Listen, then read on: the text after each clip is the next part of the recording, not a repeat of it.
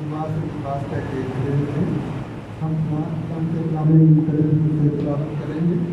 یونا پہلا باب اس کی 1 سے 4 آیت تک۔ یونا پہلا باب اس کی 1 سے 4 آیت تک۔ اس کے لیے میں دعوت دوں گا مسٹر کیو کو کہ آئیں اور خدا کا کلام پڑھ کر سنیں۔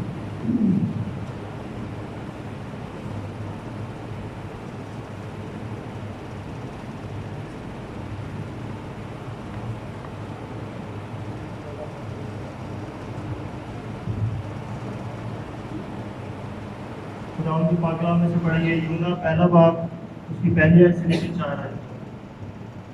خداوند کا کلام یونا بن امیتی پر نازل ہوا کہ اٹھ اس بڑے شہر نینوا کو جا اور اس کے خلاف منادی کر، کیونکہ اس کی شرارت میرے حضور پہنچی ہے۔ لیکن یونا خداوند کے حضور سے ترسیس کو بھاگا اور یافا میں پہنچا، اور وہاں سے اسے ترسیس کو جانے والے جہاز ملا، اور وہ کرایہ دے کر اس میں سوار ہوا تاکہ خداوند کے حضور سے ترسیس کو حل جہاز کے ساتھ جائے۔ لیکن خداوند نے سمندر پر بڑی آندھی بھیجی اور سمندر میں سخت طوفان برپا ہوا، اور اندیشہ تھا کہ جہاز تباہ ہو جائے۔ خداوند کے پاک کلام کے پڑھے اور سنے جاتے ہیں۔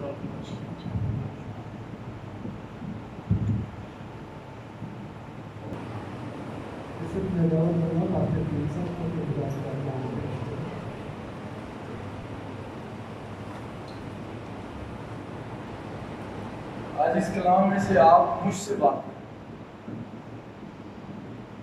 میری زندگی کی ناکامی کمزوریوں مجھ پر آج کے کلام سے ظاہر ہے۔ جو خدا نے کلام مجھے دیا ہے، دعا کریں کہ میں اسے دیانتداری کے ساتھ آپ لوگوں کی رہنمائی میں آتا ہوں۔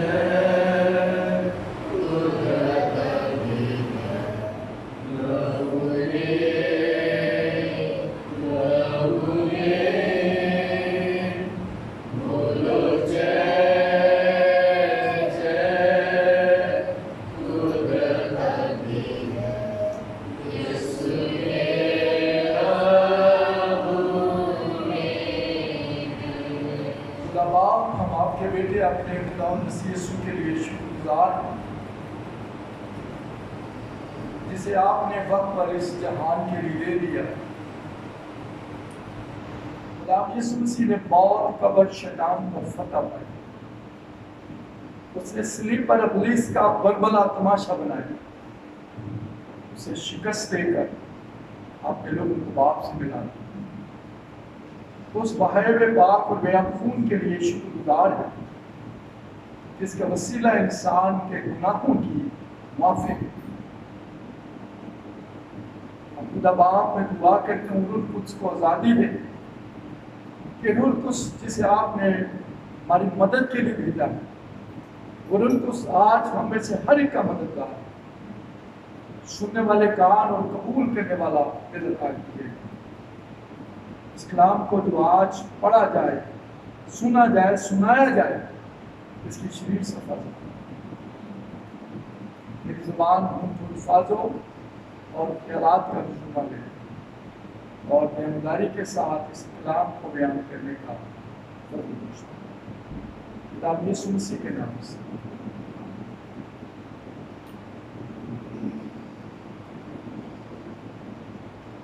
आज की बात को समझिए। आज के कलाम को अगर आपको समझ आ गई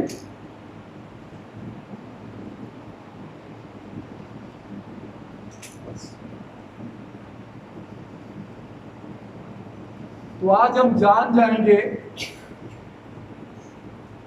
एक ईमानदार होते हुए, एक मसीही होते हुए हम तरह तरह की मुश्किलात परेशानियों में गिरे। कलाम इसलिए सुनाया जाता है कि उसको सिर्फ सुना ना जाए, उस पर अमल भी किया जाए। क्योंकि याकूब अपने खत में लिखते हैं कि जो कलाम को सुनकर उस पर अमल नहीं करता वो कौन है? वो बेवकूफ है। तो आज का कलाम जिसमें से हम सीखने लगे हैं जिंदगी के तूफान। जिंदगी के तूफान 5 किस्म के तूफान हैं जो इंसान की जिंदगी में आते हैं, जिनसे वो बेखबर होता, उसको पता ही नहीं होता कि ये तूफान आया क्यों। सो पहला तूफान जो आता है वो शैतान की तरफ से। एक तूफान शैतान आपकी जिंदगी में लाता है और एक तूफान गुनाह की वजह से हमारी जिंदगी में आता है और एक तूफान ईमान को बढ़ाने के लिए आता है। एक तूफान खुदा अपने बंदे को बचाने के लिए लाता है और जिसमें हम बात करने लगे हैं वो है एक तूफान खुदा खुद लाता है। कैसी अजीब बात है कि खुदा अपने बंदा पर खुद तूफान लाता। क्यों? आइए, हमारा जो आज का मजमून वो है खुदा के काम में अपनी मर्जी। कई लोगों की अपनी अदालत होती है, कई लोगों की अपनी बाइबल होती है, वो उसको अपने रूटीन हिसाब के मुताबिक उसको अपने दिमाग में ले लेते हैं। मुझे इस तरह चलना है। खुदा के कलाम की बातों को अपने हिसाब से लेकर चलते। खुदा के काम में अपनी मर्जी। यूना की किताब को वहां पहला आयत उसकी 4 में लिखा है, लेकिन खुदावन ने समुद्र पर बड़ी आंधी भेजे और समुद्र में सख्त तूफान बरपा हुआ। आगे लिखा और अंदेशा था कि जहाज तबाह हो गया। क्यों? वजह क्या? वजह कि इस जहाज में एक ऐसा शख्स मौजूद है जिस घर में नाफरमान ईमानदार होगा, खुदा उस घर में उस आदमी की वजह से तूफान भेजेगा। خدا طوفان بھیجنے کی وجہ سے مجبور ہوتا ہے، نہیں بھیجنا چاہتا۔ لکھا ہے اندیشہ تھا کہ جہاز تباہ ہو گیا۔ وجہ کیونکہ اس جہاز میں ایک نافرمان نبی سوار ہے۔ کبھی آپ نے غور نہیں کیا ہوگا کہ آپ جو ایماندار ہیں، آپ کے گھروں میں طوفان کیوں آتا ہے؟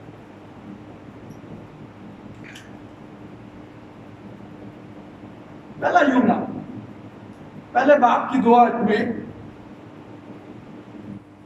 خدا سے حکم دیتے ہیں، اٹھ اس بڑے شیر نینوا کو جا اور وہاں جا کر منادی کر۔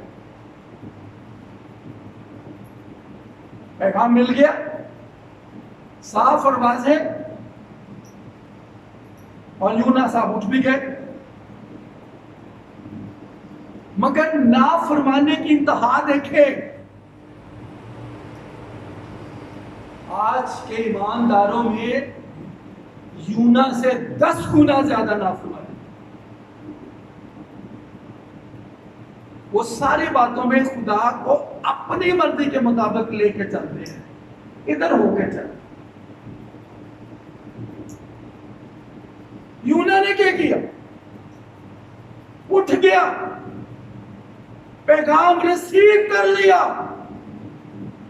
لیکن کیا کیا لکھا ہے؟ کیا لکھا ہے 5 آیت 3 میں کیا لکھا ہے؟ ترسیس کو بھاگ گیا۔ آپ کو بولا ادھر جا رہے وجہ اپنے دماغ میں ایماندار چل رہا ہوتا ہے، مجھے یوں کرنا ہے۔ خدا کے کاموں کو اپنی مرضی میں لے لینا، یہ ایماندار کی بہت بڑی غلطی ہے۔ یونا کا مطلب کیا ہے؟ یونا کے نام کا کیا مطلب ہے؟ یونا کے نام کا مطلب ہے معصوم۔ دیکھیں کتنا معصوم ہے، نافرمان نبی ہے، ذاتی نام پرستی ہے اس کے اندر۔ یونا خوش نہیں ہے، یونا اس بات سے خوش ہے نینوا برباد ہو جائے۔ معصوم ہے، نام پرست ہے، ضدی نبی ہے، اس لیے کہ نینوا کے لوگ اس کے لوگوں کو پسند نہیں۔ ہم کئی ان گھروں میں جانا پسند نہیں کرتے جو ہمیں پسند نہیں ہے۔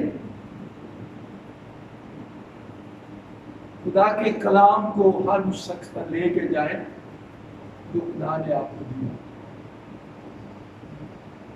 یہ انا پرست اور ضدی نبی دوسری طرف جانے کا منصوبہ نہیں میں ادھر جاتا۔ جہاں خدا کے کام میں اپنی مرضی کریں گے، یاد رکھیں ٹیڑے ایمانداروں کو خدا کو سیدھا کرنا ہے۔ اگر آپ خدا کے کام میں اپنی مرضی لے کر چلیں گے، آپ کی زندگی میں طوفان آئے گا۔ خدا بالکل پسند نہیں کرتا کہ اس کے کلام کی نافرمانی کی جائے۔ یونا پہلے باب کی 4 آیت میں لکھا ہے خداوند نے کیا کیا؟ بڑی آندھی بھیجی، کس کے لیے؟ اور لکھا ہے سخت طوفان برپا ہوا، اندیشہ تھا کہ جہاز ڈوب جائے۔ کئی دفعہ گھر تباہ ہو رہے ہوتے، لیکن وہ ضدی ایماندار، نافرمان انداردار، ناپرستی کے باعث اپنی دنیا میں مگن سو رہا ہوگا، اس کی بلا سے کیا ہوئے گا؟ گھر کے گھر اجڑ جاتے ہیں، لیکن ایماندار کی آنکھیں نہیں کھلتی۔ سمندر میں طوفان آیا ہوا ہے، یہ کیا کر رہے ہیں؟ یونا پہلا باب اور اس کی 5 آیت میں لکھا ہے جہاز میں ایک طرف بڑا سو رہا، اس کی بلا سے۔ اب یہ دنیا سے بے خبر ہے، آرام سے سویا ہوا، اس کو نہیں پتا کیا ہو، آرام سے سو رہا۔ پیدائش 4 باب اور اس کی 9 آیت میں لکھا ہے، خدا کاہن سے پوچھتے ہیں تیرا بھائی کدھر ہے؟ اس نے کیا کہا؟ میں کوئی اپنے بھائی کا محافظ ہوں؟ اسے سمجھا کسی کو کیا پتہ لگے گا، کسی کو پتہ لگے یا نہ لگے، خدا کو پتہ ہوتا ہے۔ اسے جناب زمین کھو دی، اپنے بھائی کو چھپا، خدا کو کون سا پتہ لگے گا؟ لیکن 10 آیت میں کیا لکھا ہے؟ تیرے بھائی کا خون زمین سے مجھے پکارتا۔ مت سمجھے کہ آپ جو کچھ کر رہے ہیں کسی کو نہیں پتا، نہ پتا ہو، لیکن مالکوں کا مالک دیکھتا ہے۔ پہلی آیت میں لکھا ہے، دوسری آیت میں لکھا ہے ان کی شرارت میرے حضور پہنچی۔ آپ کی شرارت خدا کے حضور پہنچتی ہے۔ خدا ایسی حرکت میں نہیں آتا، خدا اس وقت تک کبھی آپ کو نہیں چھیڑے گا جب تک آپ اس کے نافرمان نہیں ہوں۔ آج کے جو ایماندار ہیں، اگر وہ خدا کے کام میں اپنی مرضی کریں گے تو طوفان آئے گا، کیونکہ جب آپ مسیح کے خون سے دھل کر صاف ہو گئے، جب آپ اس کے خاندان کے لوگ ہو گئے، تو پھر نافرمانی کے باعث خدا آپ کو نہیں چھوڑے گا۔ پھر کیا ہوگا؟ جب خدا کے کلام کے خلاف نافرمانی کریں گے، مشکلات آپ کے گھروں میں آنی شروع ہو جائیں گے۔ ہم سمجھتے ہیں حالات کی وجہ سے۔ دیکھیے، اگر ایک شخص ایماندار ہے، اس کے پاس جاب نہیں ہے، اس کا کاروبار ٹھنڈا ہے، وہ بیمار ہے، وہ مشکلات میں ہے، وہ خاندانی پریشانی میں ہے، اس کا مطلب ہوا یہ ایماندار اندر سے غلط ہے، خدا کا نافرمان ہے۔ خدا کبھی اپنے لوگوں کو ایسے نہیں ہوگا۔ اب کہتے ہیں حالات کی وجہ سے۔ اگر حالات کی وجہ سے ہے تو خدا نے ایلیا کو کہاں دیا؟ کہاں دی؟ اس وقت جب ملک میں کیا تھا اور کس کے ذریعے؟ اگر خدا ایلیا کو کووں کے ذریعے دے سکتا ہے، ہمیں انسانوں کے ذریعے کیوں نہیں دے سکتا؟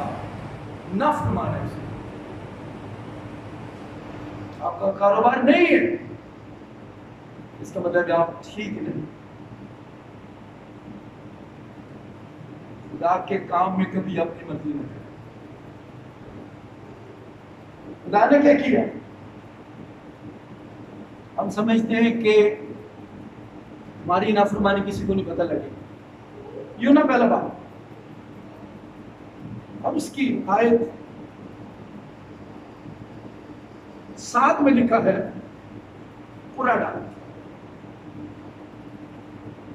کہ جی پتہ کریں یہ آفت آئی کس کے سبب سے۔ خاندان میں کبھی کوئی یہ نہیں کہتا کہ یہ نقصان میری وجہ سے ہوئی۔ ہم کیا کہتے ہیں؟ ہم کبھی اپنی غلطی ماننے کے لیے تیار نہیں ہیں۔ بہت کم لوگ ہیں دنیا میں جو کہتے ہیں یہ نقصان میری وجہ سے لانے کا اچھا پورا ڈال اور یوں نہ کیا ہو پکڑے آپ بھی پکڑے جائیں.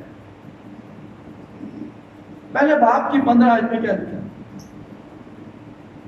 انہوں نے یونا کو اٹھایا کہاں پھینک دیا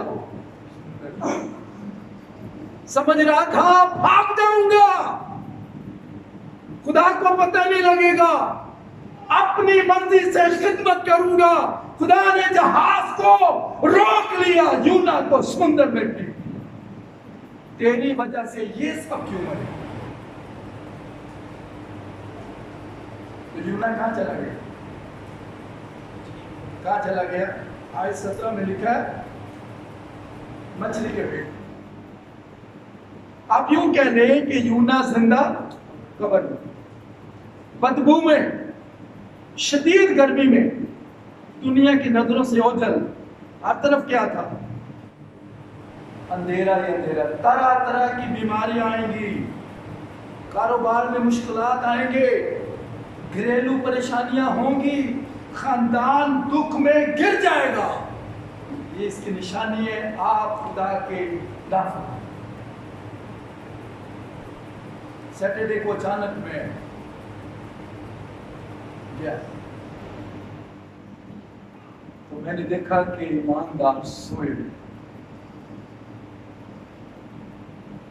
بتائیں 12 بجے کون سا ناشتہ ہو؟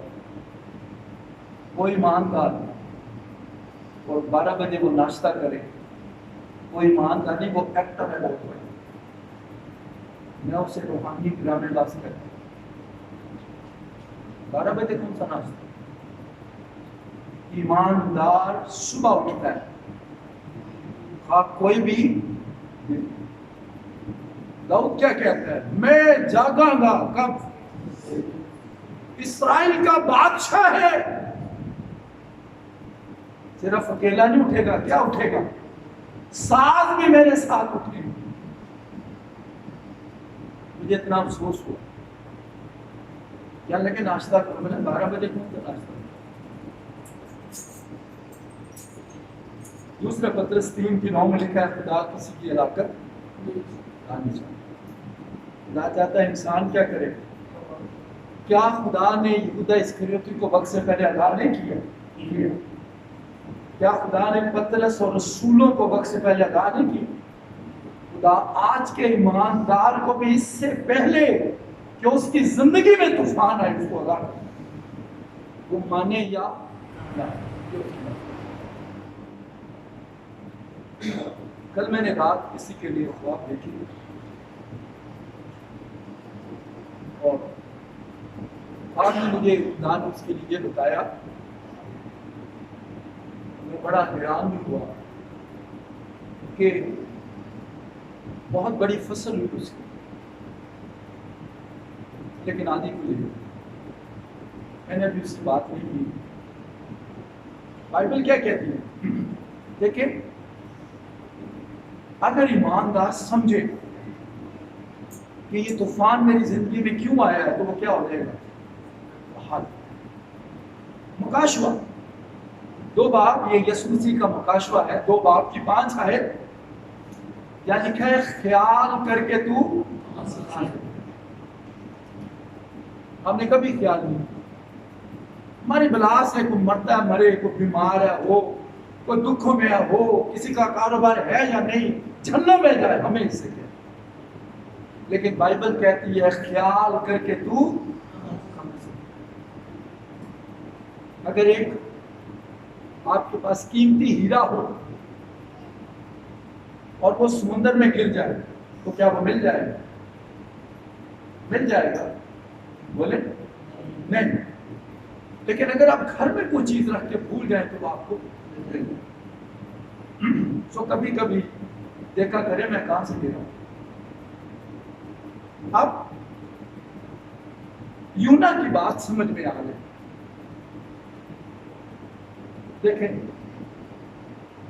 پہلا باب اور اس کی 12 میں کیا میں پڑھتا ہوں سنیے سے.